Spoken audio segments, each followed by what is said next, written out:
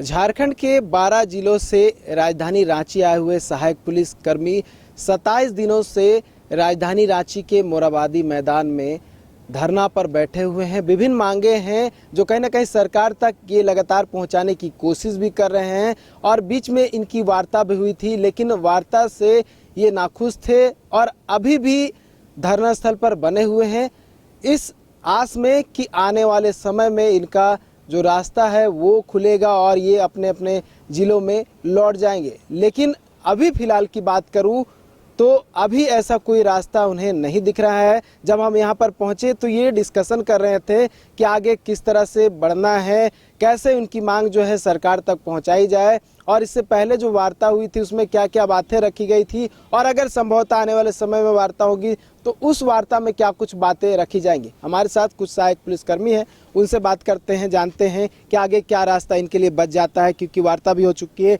CM आवास का घेराव तक भी ये लोग कर चुके हैं।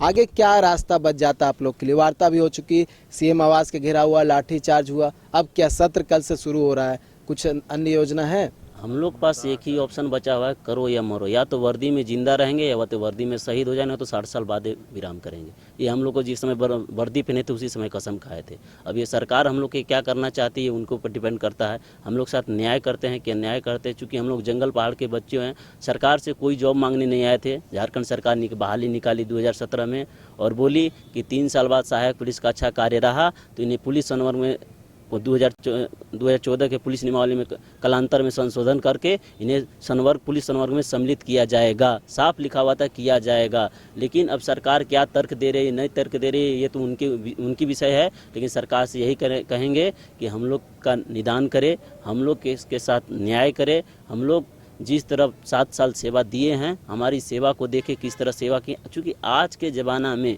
पुलिस के लिए 10,000 रुपया कुछ नहीं है। 7,000 सिर्फ उसका, 5,000 सिर्फ उसका मेस खर्चा चला जाता है। बाकी उसी में सोचिए 5,000 में वर्दी, कपड़ा, जूता, बाकी मोबाइल रिचार्ज, जो भी दवा दारू, टोटल चीज़ उसी में करना है। प्लस में कहीं यहाँ से वहाँ ड्यूटी भी जाना है तो वही अपना ही 5,000 जो बच रहा है उसी में से पैसा, तो उससे बच क्या रहा है। और हम लोग ऐसा फोर्स हैं कि 24 घंटा काम करते हैं। ये नहीं कि 4 घंटा 8 घंटा काम करके आराम किए। ये नहीं कि हम लोग कि संडे छुट्टी हो गया या सैटरडे हाफ हो गया, कुछ नहीं। 24 घंटा जखनी बोल दिया कि 5 मिनट में तैयार हो जाओ तो बस 5 मिनट में तैयार हो जाना। अब खाना खा रहे हैं या बाथरूम गए हैं ये मायने नहीं रखता है। ड्यूटी में ये मायने ही नहीं है।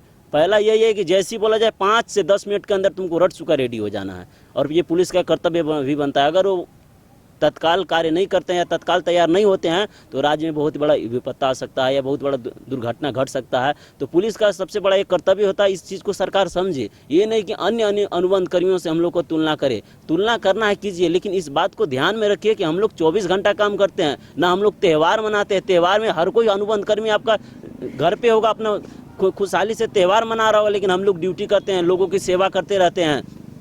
आप लोग संडे सैटरडे सबका हाफ हो जाता है, सैटरडे हाफ हो जाता है, लेकिन हम लोग सैटरडे के भी ड्यूटी करते हैं। संडे भी तो छोड़ दिया, आराम नहीं है। जो है 24 घंटा ड्यूटी करना है, अपना रहना है ड्यूटी में, चाहे 4 घंटा करना है या 2 घंटा करना हो। जखनी आपको मतलब 24 घंटा के लिए अवेलेबल रहना है। आप ही सोच के देखिए, आज के ज़माना में बोला जाता है कि जो भी एक कुशल मजदूर है, मनरेगा के तहत बोला, जो कुशल मजदूर है उसको 576 के कुछ रुपये की 85 रुपये के आसपास में देने की बात, वो 8 घंटा के, और हमको 24 घंटा रख रहे हैं। अब बताइए हमको 333 रुपये किस आधार पर दे रहे हैं? ये बहुत ही दयनीय और सोचनीय बात है। आप जंगल पहाड़ के बच्चों के साथ बहुत बड़ा अन्याय कर रहे हैं और आप कहते हैं हम आदिवासी हैं और मूलवासी की सरकार है। आपसे हम पूछ रहे हैं झारखंड में एक भी ऐसा बहाली बता दीजिए जिसमें पूर्णतः झारखंडी का लोग हो। लेकिन हम पहला बहाली बताएंगे सहायक पुलिस का है जिसमें 101% झारखंड का। एक भी बाहर निकल जाएगा तो आप जे कहिएगा से मानेंगे। 101% झारखंड का लोग है। इसमें अभी 2200 बचे हुए, 2200-2300 बचे हुए, जिसमें 1500-1600 मात्र खाली आदिवासी है। खाली आदिवासी, एसटी ओबीसी को छोड़ दीजिए, खाली आदिवासी। इससे बड़ा आदिवासी के कल्याण के लिए, और जिस तरह सोचिए नक्सल प्रभावित क्षेत्र में जिस तरह आदिवासी मूलवासी जंगल पहाड़ के बच्चों का शोषण या कल्याण करने, इससे बड़ा कोई मौका मिल ही नहीं सकता है। आप ध्यान में रखिए कि जिस तरह उग्रवादी लोग इन लोग का शोषण किया उस तरह सरकार भी 7 साल हम लोग का शोषण किया। इस चीज़ को आप ध्यान में क्यों नहीं ले रहे हैं? आप लोग नियुक्ति नियमावली को बोलते हैं कि गलत है। गलत है क्या है सही, ये तो विधि आयोग का कार्य है। अगर नियमावली गलत थी तो विधि आयोग इसको क्यों परमिशन दी? विधि आयोग को परमिशन नहीं देना चाहिए था। अगर विधि आयोग परमिशन दे दिया तो यानी सही था। अगर अभी भी लगता है कि हम लोग गलत है तो एक संशोधन कर कर विधान परिषद में अपना विधानसभा में एक प्रस्ताव लाइए, उसको पारित करके और हम लोग के पुलिस सनों में सम्मिलित करने का एक प्रस्ताव पारित करके और उसको विधि आयोग के पास भेजिए। अगर विधि आयोग बोलेगा कि नहीं नियुक्ति गलत है तो हम लोग उठ के चले जाएं, हम लोग किसी को कुछ नहीं बोलेंगे, यहाँ से चल जाएंगे और गलत होगा तो। लेकिन आप लोग पढ़े लिखे एक IAS IPS अधिकारी बहुत उच्च कोटि का पढ़ाई होता है। कहा कि में अभी एक सुप्रीम कोर्ट का आदेश था, उसमें खाली टाइपिंग में थोड़ा सा गलती रहने के कारण केंद्र सरकार की हार हो गई। तो सोचिए आप लोग पढ़े लिखे आदमी इतनी सूझबूझ के व्यक्ति हैं और उसमें जो लिखा उस तथ्य को तो आप लोग सोच समझ के लिखेंगे। आप लोग जरूर देखिए, जो नियमावली बनाया होगा उसमें जरूर सोचा होगा कि हो सकता है 5 साल बाद जंगल पहाड़ के बच्चों का शोषण हो, इसीलिए साफ उसमें लिख दिया है कि 5 साल से अधिक अनुबंध पर नहीं रखा जा सकता। किसी भी परिस्थिति में 5 साल से अधिक अनुबंध पर नहीं रखा जाएगा। और कालांतर में पुलिस नियमावली 2014 में संशोधन कर इन्हें पुलिस संवर्ग में सम्मिलित किया जाएगा, साफ लिखा हुआ है। अच्छा, रास्ता कहाँ है आप लोग के लिए? वार्ता तो हो गई, क्या इसी तरह बैठे रहेंगे? अगर कोई वार्ता के लिए नहीं पहुंचा, कोई मंत्री नहीं आया, कोई विधायक नहीं आया, सरकार की तरफ से कोई प्रतिनिधि नहीं आया, क्योंकि बारिश का समय भी है, आप लोग इसी तरह बारिश में झेल रहे हैं, इसी तरह समय जो है वो काट रहे हैं, क्या इसी तरह समय काटते रहना है? क्योंकि 15 अगस्त भी आ जाएगा, फिर आप लोगों को भी हटा दिया जाएगा। 15 अगस्त का हम लोग का ये आखिरी दिन होगा यहाँ पे मोराबादी में और झारखंड से भी, क्योंकि हम लोग तो साफ बोल दिए कि रहेंगे तो वर्दी में तो नहीं रहेंगे।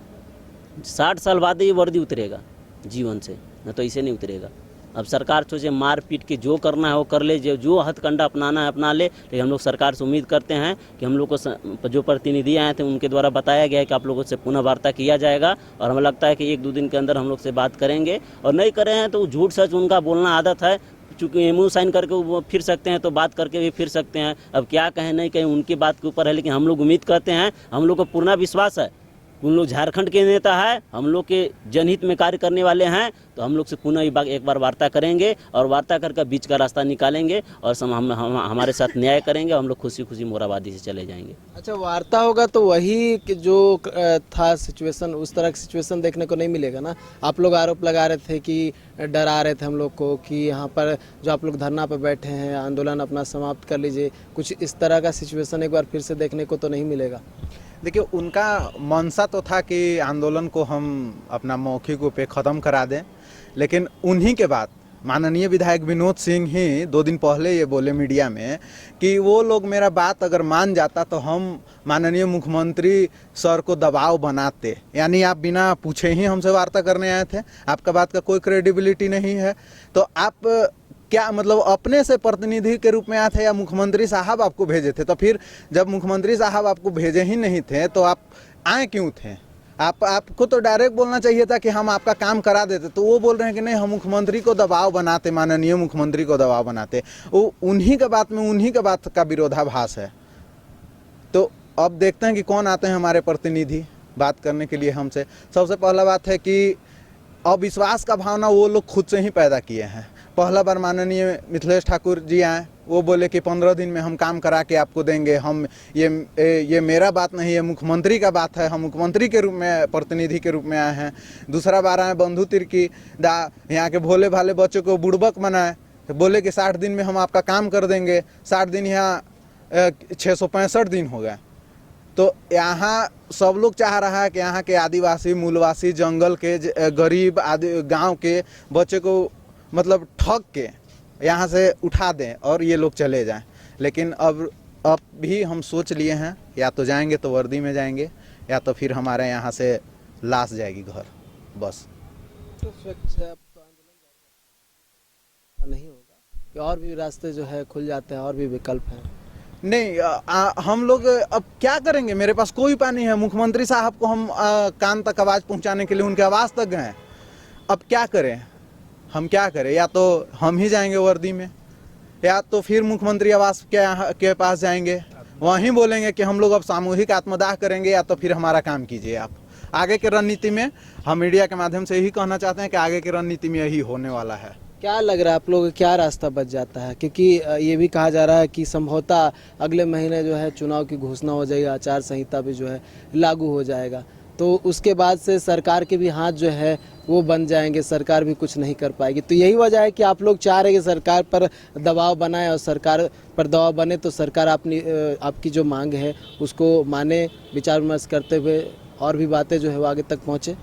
देखिए, बात सरकार के ऊपर दबाव का है तो हम लोग यहाँ पर अपना मांग मनवाने के लिए आए हैं। सरकार को ये चीज़ें माननी चाहिए कि अगर जंगल पहाड़ से गांव गरीब के बच्चे हैं 10,000 में खट रहे हैं मुख्यधारा में जुड़ने के लिए, तो सरकार को हम ये नहीं कह रहे कि हम आपके ऊपर दबाव बना रहे हैं, लेकिन हमारे पास रास्ता कहाँ बच जाता है। आप तथाकथित बातों से इतना कहने में लगे हुए कि हमारी नियमावली गलत है, इनकी नियुक्ति ही गलत है। 7 साल 5 साल आपके समय में खट लिए, 4 साल ये आखिरी साल होगा इनका, और तब से कह रहे कि नियमावली गलत है। अरे भैया, जब बड़ा बड़ा कानून संशोधन हो जा रहा है, अभी नया क्या बोलते हैं आईपीसी चेंज हुआ है ना, तो हम लोग का नियमावली ऐसा कौन सा बड़ा चीज़ है जो चेंज नहीं हो सकता है, इसको सुधार नहीं किया जा सकता है।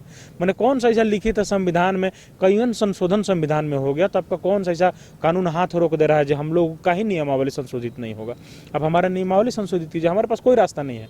अब नहीं तो अगले पैदान में ही होगा कि फिर हम लोग मुख्यमंत्री आवास के यहाँ जाएंगे और हाथ में अपना केरोसिन तेल लेकर के बदन पर डालकर आत्मदाह का प्रयास करेंगे। ये कहा जा रहा है कि बहुत सारे विधायक से हम लोगों ने बात की, सत्ताधारी दल के और मंत्रियों से भी बात की कि सहायक पुलिसकर्मियों को लेकर क्या कुछ बात हो रही, चाहे यहाँ पर जब गठबंधन दल की बैठक चल रही थी सीएम आवास में, या फिर जो सत्र चल रहा है उस दौरान भी, तो उनका कहना है कि मुख्यमंत्री से बात हो रही है, मुख्यमंत्री तक बातें पहुँचाई गई है।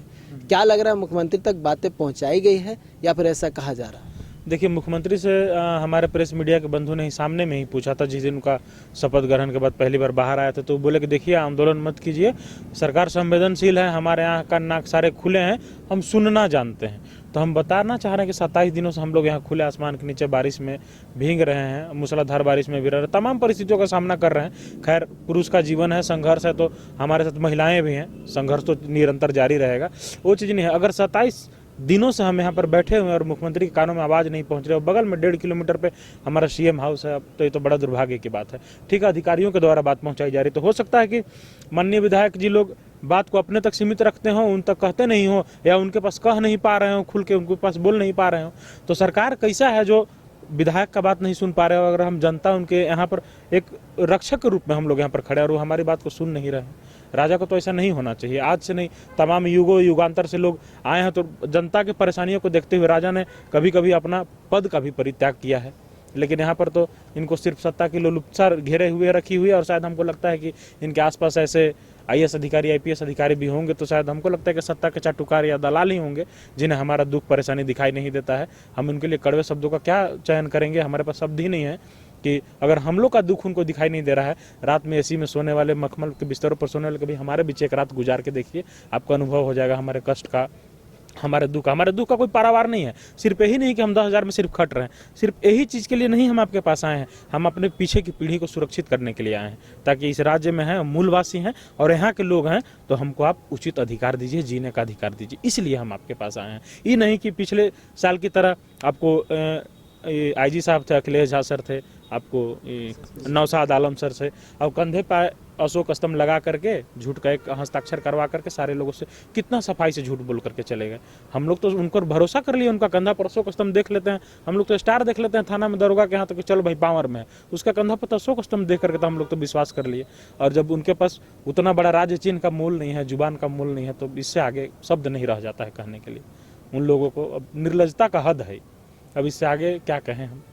आप लोग देख ही रहे हैं, और मीडिया बंधुओं के माध्यम से तमाम राज्य हमारी स्थिति परिस्थिति को देख रहा है, रांची के लोग देख रहे हैं, इससे बाहर के भी लोग देख रहे हैं, पूरा झारखंड देख रहा है। अब जो नियति होगा वही होगा, लेकिन हाँ, ये चीज तय है कि मरेंगे तो मुख्यमंत्री आवास के सामने मरेंगे। ये भी बातें कही गई थी कि विधायकों का सैलरी बढ़ा था, और हाल में अभी कुछ दिन पहले जो कैबिनेट से पारित हुआ उसमें अब मंत्रियों को मोबाइल भी जो है दिया जाएगा, मोबाइल रिचार्ज करने के लिए पैसा भी दिया जाएगा। तो ये कहीं ना कहीं आप लोग भी बहुत बार जो है सवाल उठा चुके हैं कि असंतोष की भावना जो है वो उत्पन्न होती है कि हमारा सैलरी 3,000 नहीं बढ़ पा रहा है, उनका जो है मोबाइल के लिए 60,000 मिल रहा है, सैलरी बढ़ रहा है। हम यही कहना चाहेंगे, उन लोग को जो बढ़ाना, राजहित में जो कार्य कर रहे हैं करे, लेकिन हम लोग साथ न्याय करें। इस तरह ना करे कि उन लोग जहाँ वोट लेने जाएं वहाँ जूता चप्पल और जूता का माला पहनाया जाए। अपने लिए बढ़ा रहे हैं, हम लोग गरीब गुरबा गाय बैल बकरी चरा के पढ़ लिख कर आज सहायक पुलिस में भर्ती हो गए। हम लोग के लिए न्याय करने के लिए आपके पास देने के लिए पैसा नहीं है, नहीं है तो बोलिए कि पैसा नहीं, हम लोग आपको चंदा जमा करके देंगे पैसा। लेकिन इस तरह का बयान देना कि हमारे पास वित्त की कमी है, ये बयान देना कि इन लोग की नियुक्ति की नियमावली गलत है, ये बयान देना कि इन लोग बीजेपी के कार्यकर्ता, इस सबको मानिए आप लोग उच्च पद पे हो के और लोक कल्याण का कार्य कर रहे हैं और इस तरह बोल रहे हैं तो बहुत बड़ा दुर्भाग्य है। हम लोग का संविधान में साफ लिखा हुआ है, जितने भी नेता लोग हैं उनको लिए एक चीज़ हम कहना चाहेंगे, जब संविधान बना था तो संविधान में एक चीज़ लिखा है, वही चीज़ सबको कसम भी दिलाया जाता। हम भारत के लोग भारत को संपूर्ण प्रभुत्व संपन्न समाजवादी पंथ निरपेक्ष लोकतंत्रात्मक गणराज्य बनाने के लिए तथा इसके समस्त नागरिकों को सामाजिक, आर्थिक और राजनीतिक न्याय की बात कही गई है। तो देखिए हमको समाज में क्या स्थान मिला, हम 10 हज़ारिया हैं, एगो पुलिस है, वो 50 हज़ारिया है, समाज में ये स्थान मिला। हम लोग मर जाएंगे, कोई वैल्यू नहीं, उन लोग मरेगा, शहीद का दर्जा मिलेगा, करोड़ों रुपए मिलेगा, हमको 1 रुपया नहीं मिलेगा। यही सामाजिक न्याय है। हम लोग बीमारी दुर्घटना हो जाएगा, अपना खेत बाड़ी बेच, घर दुरा बेच कर पैसा लगा लेंगे, उन लोग का दुर्घटना होगा, टोटल फ्री इलाज होगा, ये सामाजिक न्याय है। आर्थिक में मात्र हमको 10,000 रुपया मिलता है, उनको 40,000 जो हम लोग 17 में जो पुलिस बहाल हुआ था उनको 40-45,000 का इसमें पेमेंट मिल रहा है, DA मिल रहा है, भत्ता मिल रहा है, फैमिली हर तरह का सुविधा मिल रहा है। ये हो गया आर्थिक। और राजनीतिक न्याय में ये हुआ कि उन लोग को वोट देने के वर्दी में वोट देने का अधिकार है और हमको वोट देने का अधिकार नहीं, यही न्याय है। हम अब सोचिए कि हम लोग साथ न्याय हो रहा है कि अन्याय, संविधान का हत्या हो रहा है कि क्या हो रहा है। आप लोग इस चीज़ को दिखाइए और पूछिए उनसे कि संविधान में लिखा गया तो क्या उन लोग पर लागू नहीं होता है। जब उन लोग ड्यूटी करता है तो पुलिस का टोटल नियमावली पर लागू कर देते हैं, और जब उन लोग के साथ सामाजिक, आर्थिक, राजनीतिक न्याय देने की बात होती है तो सब नियमावली देकर उन लोग को बस इसलिए चाहते हैं कि उन लोग जंगल पहाड़ के बच्चा उन लोग को बुर्बक बना दे। तो ऐसा नहीं चलेगा। माननीय आप लोग को हम लोग के साथ न्याय करना होगा, और जब तक न्याय नहीं मिलेगा लड़ते लड़ते दम तोड़ देंगे। हम जान रहे हैं भले इस दुनिया में रहे चाहे ना रहे, लेकिन जंगल पहाड़ के लोग ये बात को जरूर ध्यान में रखेंगे कि हम लोग के अधिकार के लिए, हमारा अधिकार नहीं है ये, हम अपने लिए उस जंगल पहाड़ के बच्चों के लिए लड़ रहे हैं ताकि दोबारा उन लोग का शोषण ना हो इस तरह। और उन लोग याद रखेंगे कि हम लोग के अधिकार के लिए लड़े थे और लड़ते लड़ते शहीद हो गए। तो रास्ता यही है कि आप लोग इसी तरह जो है यहाँ पे कायम रहेंगे। डू एंड डाई की स्थिति है। या तो सरकार हम लोग के साथ निर्णय किया, जिस दिन लग गया कि सरकार न्याय करने में असमर्थ है, उस दिन हम लोग सो जाएंगे, झारखंड में जो होना होगा।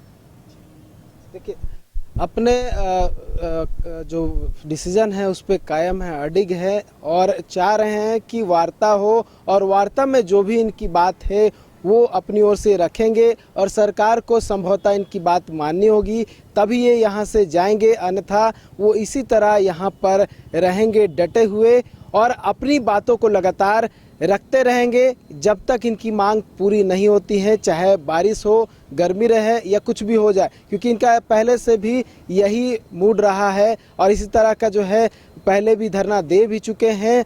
और उस समय कई बातें जो है निकल कर सामने आई थी, सरकार की ओर से प्रतिनिधि भी यहाँ पर पहुँचे हुए थे और बहुत सारा आश्वासन भी दिया गया था और धरना इन्हें आखिर में तोड़ना पड़ा था, लेकिन फिर से मजबूर होकर वो पहुँचे हैं। और इनका ऐसा कहना है कि इस बार आर या पार के मूड में पहुँचे हैं, जब तक इनकी मांग पूरी नहीं होती तब तक ये यहाँ से जाएंगे नहीं।